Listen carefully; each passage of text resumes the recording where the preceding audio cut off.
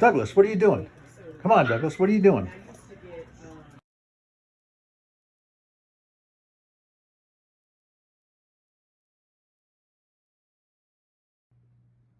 So this last week, I've been working on assembling AccuRail cars and renumbering Athearn cars.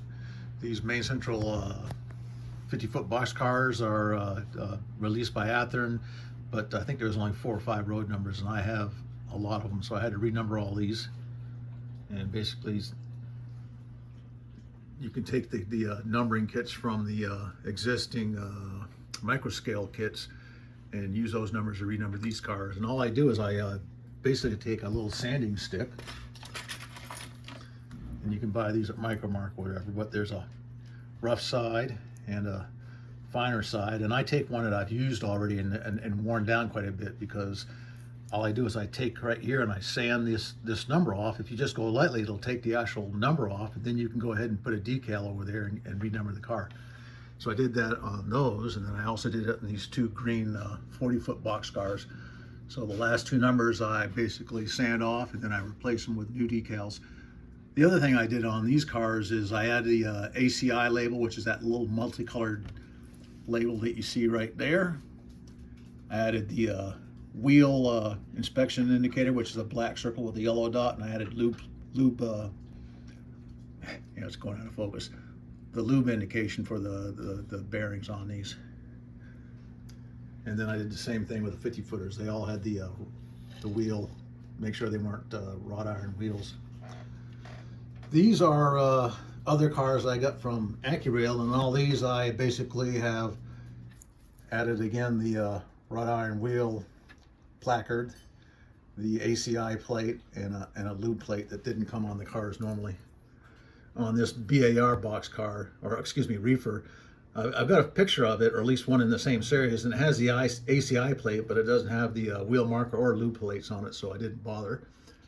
This Norfolk and Weston car has the lube plates and the ACI sticker, and again I put that on based on an image. And then we have a GTW car here with, again, lube plate, wrought iron wheel, and then the ACI sticker is right here. At least I think it's ACI. And then the last car over here is a Penn Central covered hopper, which has got the ACI plate and the lube plate added to it. First thing I do in weathering is I take railroad tie brown flat, and this is my last bottle of Modern Master, although I see that Micromark makes this color now in a brushable and a sprayable paint, so I'm going to order some of that here soon, because I like this color. It's a great color for trucks and wheels and underbellies of the cars, and anything that hangs down below the underbelly that you'll see, I'll paint with that color right there and give you that base weathering coat for them. Here again, you know, the brake cylinder, the reservoir and stuff is painted. The other thing I do is I actually paint the couplers that same color too. And as I go through the weathering process like that, I'll come back and hit these things here with some pastels, and that'll give it that more of a dry look that you're used to seeing when you see the cars. Another thing I'm going to say about this weathering that I do of the trucks and the wheels themselves, the wheel sets, is I paint them with a brush. And I choose to do this because I just get tired of getting an airbrush out. Now I have an airbrush. As a matter of fact, I have probably 4 or 5 airbrushes. And I still have the original airbrush that I got as a Christmas present from my dad back in 1976. Anyway, airbrushes do a lot of great things, but they're great for spraying paint. I've painted so many models. They're good for camouflage schemes on aircraft and especially armor and stuff like that, which are other things I like to do. They can do some nice weathering on freight cars and stuff like that, but I find that I think the washes and the pastels do a far better job of representing the actual way that cars appear in real life. So I just, I've developed these techniques, and I'll show you this dot wash, which I've already presented before, but I'm going to show it again, and I'm actually going to film while I'm doing it and see how it goes on these cars. And then we're going to go back on the 50s cars, and I use a little bit different technique on them because of the steam era, and coming out of the steam era. If you look at a lot of the photos of those, they're pretty grimy. They're got a lot of black soot on the roofs and staying down the sides, and but you don't see a lot of lightly colored or dusted up, or even actually the kind of interesting part is don't see a whole lot of rusty ones, which I find interesting. I see more rusted out cars and equipment in the 70s and 80s than I ever do in the pictures I see online for like 40s and 50s era cars. Anyway, so I just want to talk about that. I use a brush for all this. I use pastels. I use brush techniques. I seldom use an airbrush to do any weathering on anything I have anymore because I find these other techniques work better. So our color palette for this wash is going to be raw umber, burnt sienna, raw sienna, yellow ochre, and titanium white. Now these colors are chosen because of the effect they'll have in the car to give it that fade to it. It'll also cause the car to have in the crevices like that. It'll collect in there to give you a lighter area in there, kind of a rusty or dirt collection spots. If you want a darker car, you use more of the darker colors such as raw umber or burnt sienna. If you want a lighter car fade, you use the titanium white more and the yellow ochre.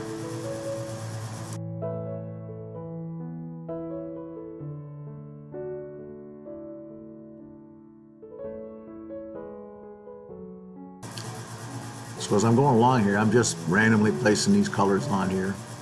I am putting more of the darker color on the lower side of the car and more of the lighter color on the upper side of the car. Now when we actually do the wash with the turpentine, it mixes all this together, but to start out with, you put these colors here, I think that adds a little bit to that higher and lower effect.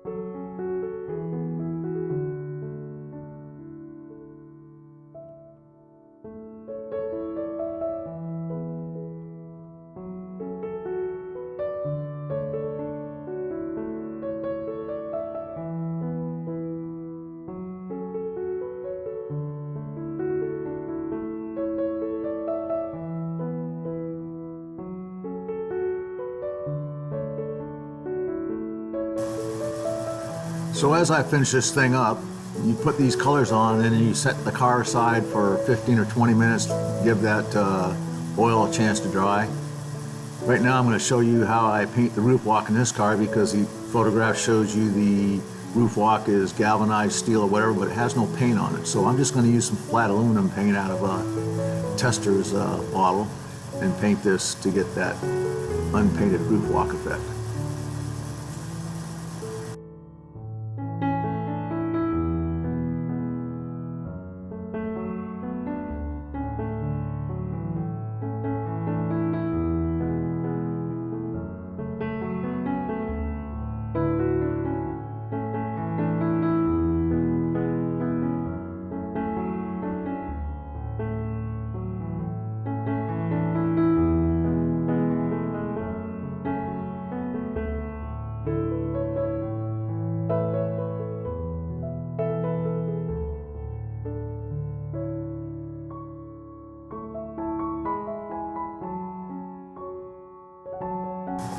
Once you've got done painting the top of the roof block, you want to make sure you paint the sides of it, because that is also the color of the car body. So you carefully go along the edge of it and paint that all aluminum also.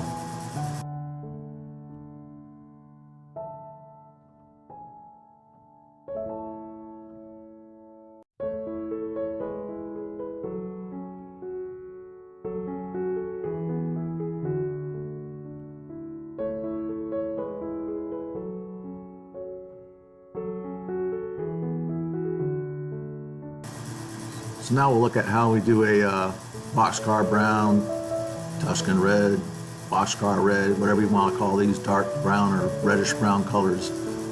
Again, using the same color palette we used on the coal hopper. And we'll start out with a dark color of raw umber and move all the way back to the light color of titanium white.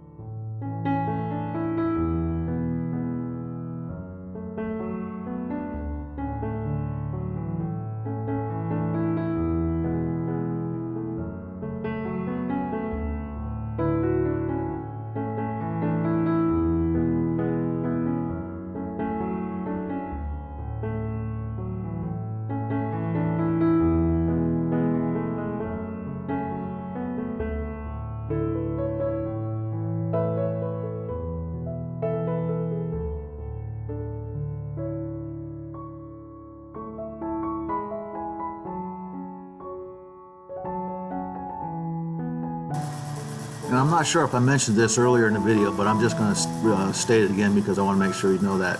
Before you do this to these cars, you spray them with a gloss coat and let them dry for a day or so. The gloss coat's what's going to help when this spreads around here.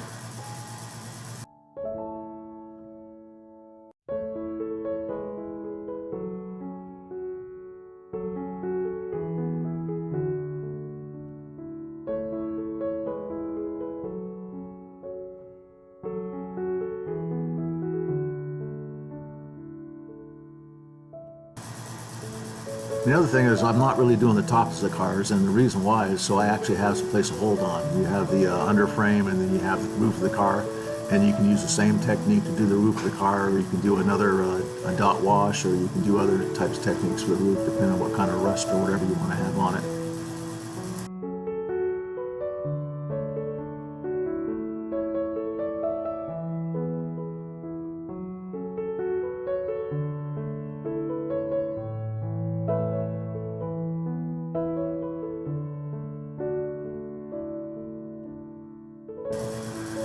Next we'll do this Bangor and a Rustic Reefer. This is an orange car, and again we're still using the same palette. I haven't changed any of the colors here. The car will actually be quite dirty by the time I get done weathering, but the wash is just going to give it a nice base of dulling of the orange and the black in the paint on this car.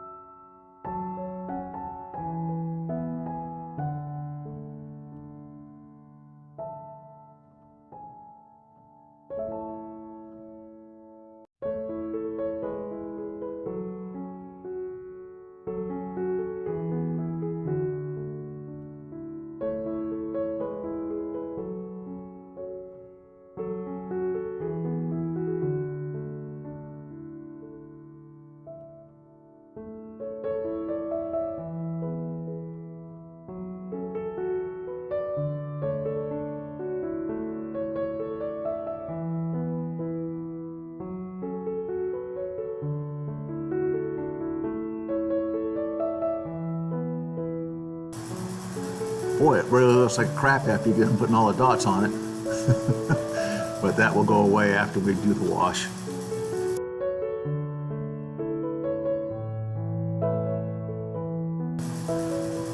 Next, we're going to move on to this New York Central boxcar, and we'll need some green because it has a green car body, and it's a color that matches that, or it's at least the same color as the car body.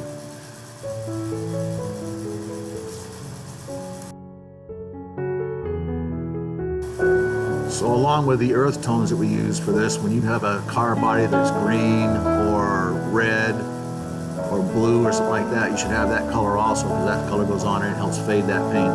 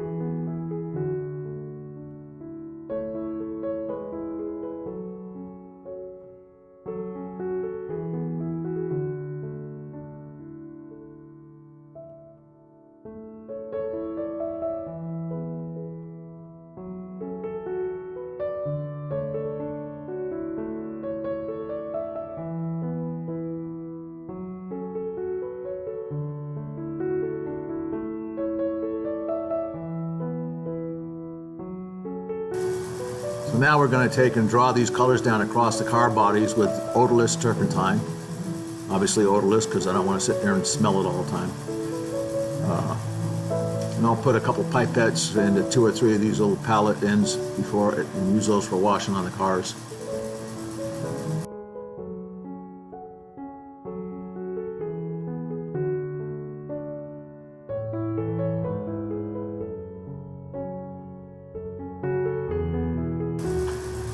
So I use this stiff bristle brush and I put the turpentine on it and I use it to draw these colors down across the car body.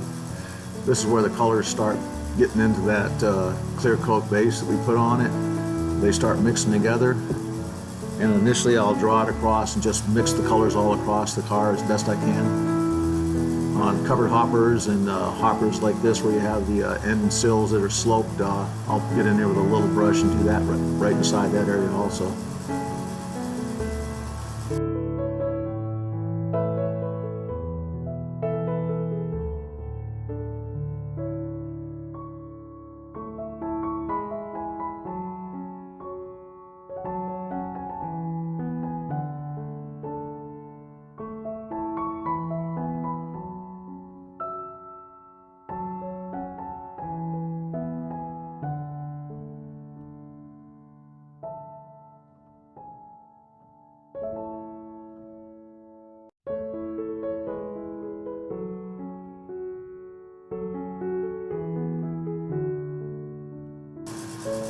You'll notice here that you can see kind of that lightened color on the turpentine, although it's not showing it very well on the image here. And you can also see where I have to clean the brush off frequently to get built up paint and turpentine off of the brush so I can continue to pull the colors down.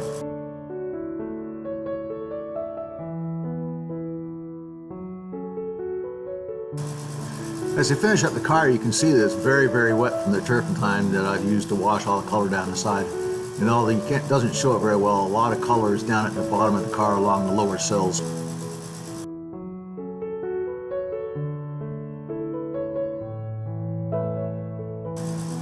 So we're doing the Canadian National, the boxcar brown car next.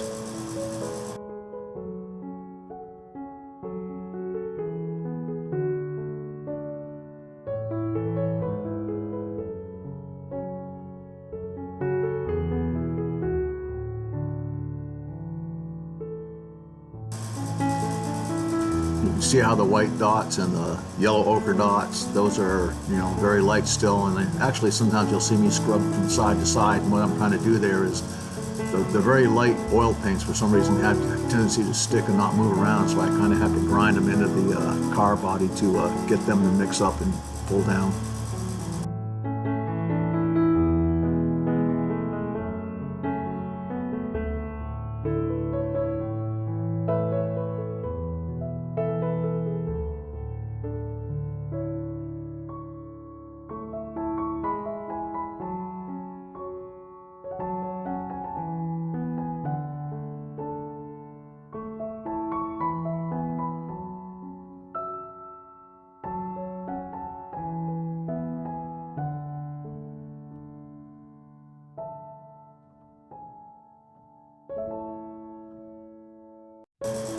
So when I first started making this video, I said, it'll be great. I'll just photograph or videotape the whole process as I'm going through, but I'm finding that as I'm going through and editing, I don't know if you guys want to watch me for 8 minutes while I wash a car down the side. So I've been cutting out most of these and just trying to get to the end of the representation of the car.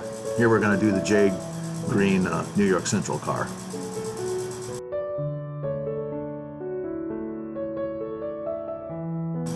If you remember that when I put the dots on it, this one actually has the color green also mixed into it. So that's different than the last two cars we've done, which it has the actual car color or car body color in as part of the colors we add in there.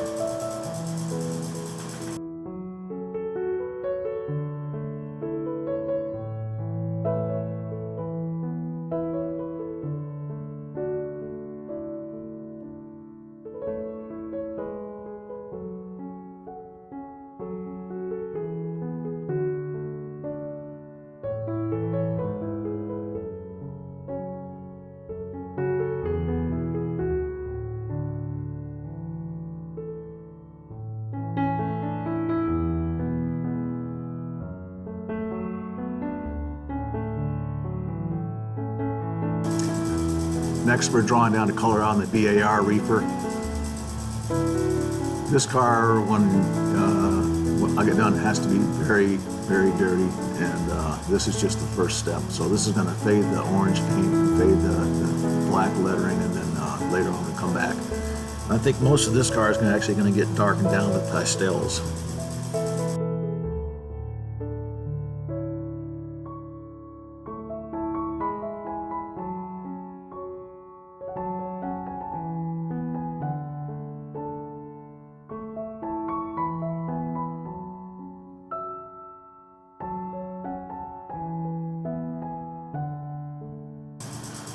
I also applied the dot fade to these main central 50-foot box cars also, so just a little quick show up here of me doing that.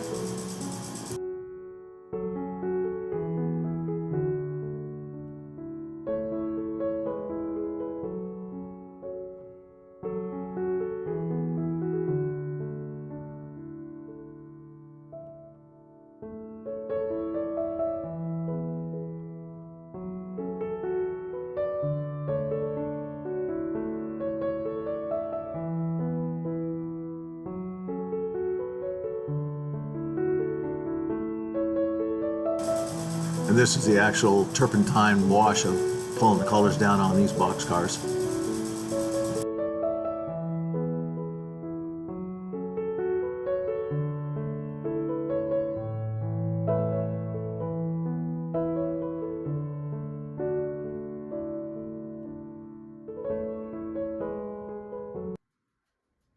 So here we are the day after I've done all those pin washes. All these cars had the pin wash or dot wash done on them. The newer main central box cars, I didn't do a real heavy wash on them, but they will get some more added when I do the pin wash for the detail lines. Again, not a whole lot other than the fact that if you saw them, they were glossy when I started. Now they have a faded look to them. They have streaking. Some dirt has settled down into the different various crevices and stuff where gravity would put it there. All right. Well, I hope you guys learned something on that video of how to do a dot fade, because I kept calling it a pin fade, a dot wash, who the heck knows what it was. Anyway, what you're doing is you're taking dots of oil paints of different colors to make a cars get a more faded look on the overall color. You can do it very heavy, you can do it lighter, it just depends on what you want to get for the car. The other thing is always use, or what I always do is I use pictures of the car. So I go out to various websites, railcarphotos.com is one of my favorites, because I can go in there and actually usually punch in a car number, at least the car series number, and find a car like what I want to do fading on, if I want to do some stuff from the 70s and on up. Another one I go is New England Rail Photos. I can go in there and look at cars and equipment like that, you know, I can get the color of the car, how it was faded and how rusty or how dirty it was. Anyway, that's the end of the video. Fu Man and I hope you enjoyed it.